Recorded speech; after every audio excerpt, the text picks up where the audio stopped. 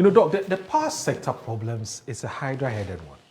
Very. Because there are two, how do you call it, at two different levels, we are experiencing either an under-recovery or a shortfall.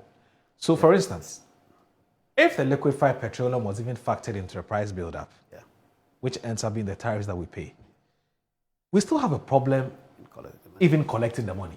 Distribution, collection losses. You see? So so generally we call them system losses. Yes. Right. So already now, we are not paying what we're supposed to pay. Sure. And what we are paying to, we are not collecting it. That's a it's big problem. So it's making issue. revenue for the power producers very difficult. Yes. And government has to come up with something. And that is why I think that, you see, energy is very fundamental in any economy, especially in the economy in which we are. It's the lifeblood of this economy. So yes, technology, everything depends on energy. If we allow the energy sector to crumble down, it means that all of us are going to lose our work. We are finished. So government thought it wise that, okay, let's bring a levy.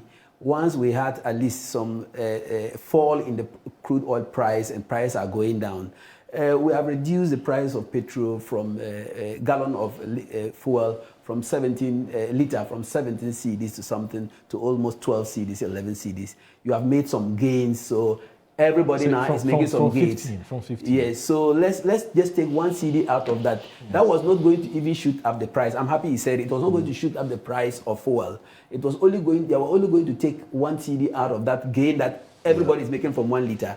Let's see how we can cushion the energy sector that all of us are complaining. And remember, one thing is that we're actually not paying for the liquid gas. We're not. It means the government has to pay for it. Yes. And it is you and I who have to pay for it. But we didn't understand it. Government saw that there was they realized that there was complaints that they didn't consult well. As a caring government, as a reasonable government, what will you do? You go back to consult. Unlike others who won't consult, who don't care, they would still go on. They call it Ethiopia. He went back to listen to them. Then now he has seen that one of the factors that causes petrol prices to surge are wars and international issues. And he has seen that Iran is a major producer of gas, liquid gas, and then fuel. Israel, the same thing. They have gone into a war. Definitely, the next window of price will go up. He says, let's suspend it. Let's find other alternative ways in solving the problem that we have at hand with the power producers. That is why he asked the two ministers to come together and model the system to see what they can do. Definitely, those companies who are the power producers are also part of this world, and they are seeing what is happening in the international market. Right. They are seeing what is happening in the geopolitics of the world. Yeah. They will definitely not come with a knife in their hands to put trigger on people's heads. So I think that this move the government has done to suspend is not because the government doesn't want the money. It is because they are weighing the consequences of going ahead with it and not going with it. They know perhaps if they don't go with the levy, perhaps the consequences will be less. But if they go with it, it will be high. But what I'm surprised is the all the stakeholders.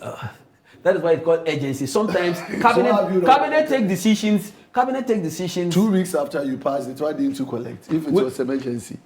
Because there was an issue. Which issue? People raised concerns of consultation. So that's exactly my point. So you didn't consult. If you had consulted, we wouldn't be but here it is not talking about this. Oh, we have passed laws in this country on a certificate of emergency. But this is taxing the it's people. Taxing. Yes, and we understand. Is about the energy sector was about to collapse. So now perhaps, it collapse. No. Perhaps with what? See, it can collapse because the managers of those energy producing companies were thinking that government was not making any effort to meet them. But they have actually seen. I think they've also actually seen that government is making effort to help them, but there's another crisis coming. They definitely understand they are human beings who, and all businesses we have force major. You are a lawyer. At certain times you have to agree to something and and then the rest. So they have also seen what is happening in Ghana, happening in the world. That is making it impossible. If government had gone through a certificate of agency to pass a law to get money to pay them, and there are exigencies that he must put it on a hold, they are watching. They are watching to see that, oh, government has been nice, he was trying to help us, but this has happened. Let's give him some time to see how he can recover. So bring your proposals. To the table. Today, you said asking the question. Come and ask and bring some proposals. Definitely, Atu Wafose, he's listening, and he's listening. At least the dollar is coming down. The price of dollar is coming down. Fuel will be coming down a little. We have been ranked. We have been promoted, upgraded to B+. So I think the economy. Oh no, of course, no. Better. So support us. Let's move Ghana forward. Let's cure the problem of the energy sector. But you say I shouldn't go into politics. But you know, if ESLA was really used for what it was meant for, we would have reduced it significantly. Yes. Okay. You say I shouldn't go into politics, but that's the truth. These are factual. And that is why I've also impressed on government. And I told the Minister of Finance, this particular levy, if it had been collected, we would have ensured that it goes exactly into the use of what it was planned to. Yeah. So we always have to learn from past mistakes and ensure that we get things done and done right. All right. So I think, of course, as at now, government should still come up with remedial ways of raising money to support this energy sector challenges. Right. And then the minister maybe recouping of energy, the loose can give us some money too.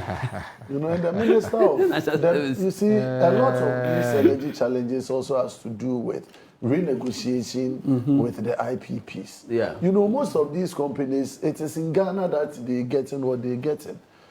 If they leave Ghana, they don't have anywhere to go.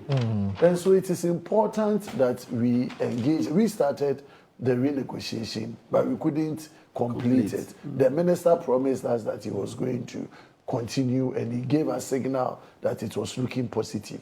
I think 6 months down the line, we should be able to get finality to it, so that we'll be able to properly assess, even going forward, how much the debt we owe in, and then what can be done about it.